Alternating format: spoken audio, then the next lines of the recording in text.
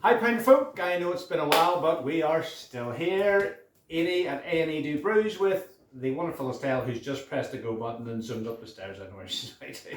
So, welcome back to the channel. Now I'm not one for posting content if I have nothing to say or just to repeat stuff for the sake of it just to get views, so I don't do that.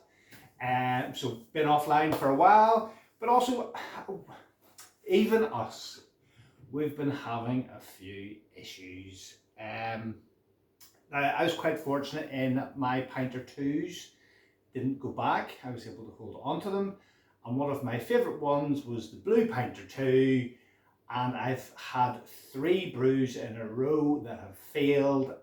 You know how long it takes to do a brew, guys, especially on extended times, so if you've 3 of those back to back, that's quite a long time.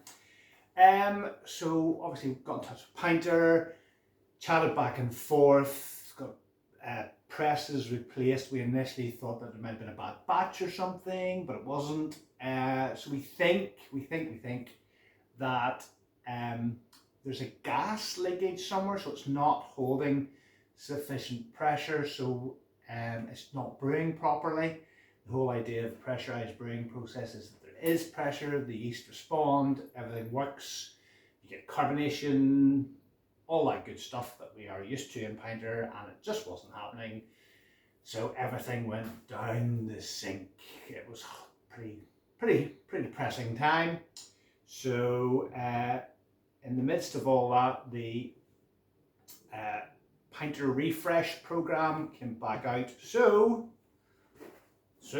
in the meantime, I just thought, to hell with it. So here we have a nice red, shiny, brand new Pinter 3, which just arrived this morning. So we already have a Pinter 3 and it's performing okay. Stuff that comes out of it is good, but the one redeeming thing was that I still have a Pinter 2 that works okay. Also at that time, a little while ago, they relaunched Big Mouth. So put on a Big Mouth because I thought it was great first time round, and it's good to see them relaunching it. I wasn't terribly impressed. Rody was all right. I got one that was pretty abysmal, and then I got one that was actually okay. I persevered. It's in one of the other videos, and I just persevered with it. But when Big Mouth came out, good to get it back on again, and Pinter have redeemed themselves. I'm just in from work. This will be first of the day.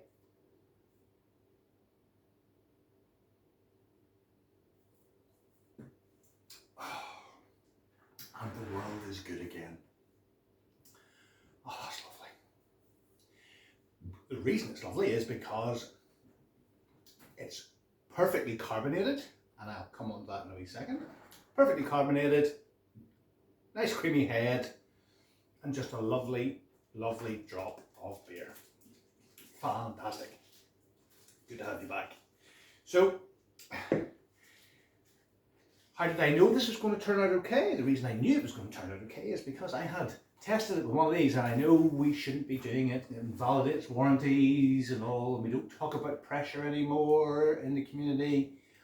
But I know that some of the people are still, even with Pinter 3, are having a couple of issues with flat beers, too much carbonation, still pouring foam even with the new tap system, which is currently dripping on me. But it's good to know. And whilst I've been offline from you guys, doing a bit of my own personal research, and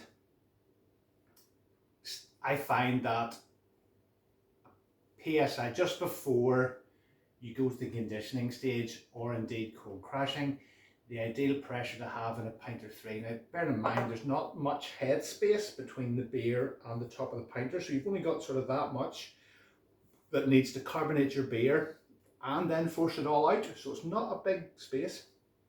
And I find that 30 psi is ideal so that you get carbonation. Your fridge has got to be at 3 degrees there or thereabouts.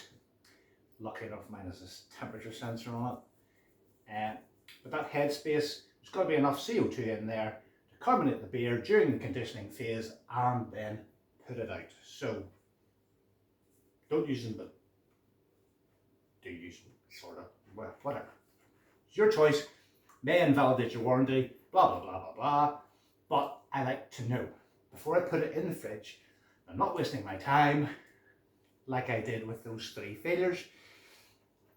And then we get back to what we should be doing, which is tasting wonderful, wonderful beer. And by the way, in Big Mouth, I like to add the hopper the day before I undock to give it time to mellow a bit. And this is just perfect, because sometimes I find that those hop oils can give you a really aggressive hop kick in the teeth. And I'm not overly, like to be like that. I just like it like this, one day before.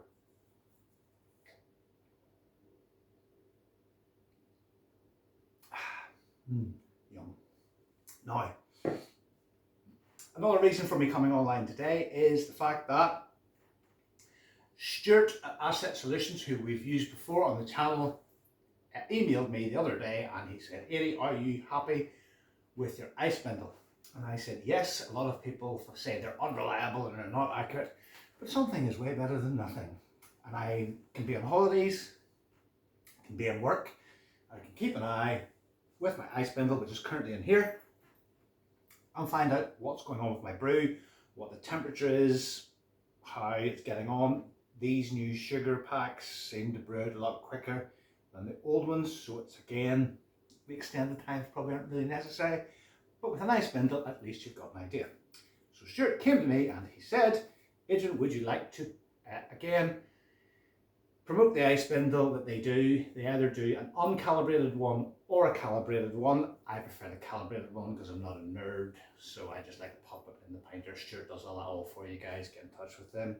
I will put a link down below, because what he is offering, and it's a very good offer, up until the 17th of June, i.e. Father's Day, he is going to give any new orders £5 off the total price by using the code, which I will put in the description down below. So just click on the description, you'll see it. I'll put it in there. So £5 off, why not? Why not? And Stuart's a really good guy to deal with. He'll help you with your Ispindle, get it all set up for you, and Bob's your uncle. Now, unfortunately, when I ordered this, I got it slightly wrong. Not slightly wrong, but I ended up having to pay £15 postage, because I didn't realise that there was postage on it, whereas if I'd used the refresh bundles, the postage would have been free. I would have had to have got 2 packs, but you work out the maths, you get a pack for free. So anyway, Pinter, you're currently sold out on your refresh bundles. Get those back on, because obviously you've got presses in the warehouse somewhere. So please, please, please get those back on, so the guys, if they're ordering any refresh bundles, can get their postage for free. So pretty much that's it. I want to just do a bit more research on the dreaded pressure situation and see how far beyond. Now they've got a new Pinter 3. Hopefully it'll hold a bit more pressure. My original one, 30 is about the max it'll hold before, even at setting 5, right? Tightened up as high as you can go.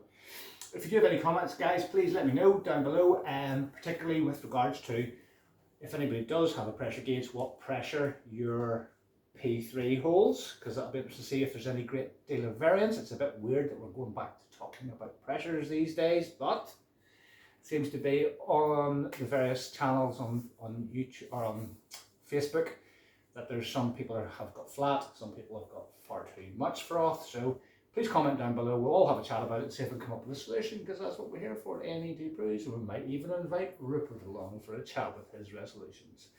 Guys, thanks very much for watching. Any questions, just let me or Estelle know. Cheers, thanks for watching.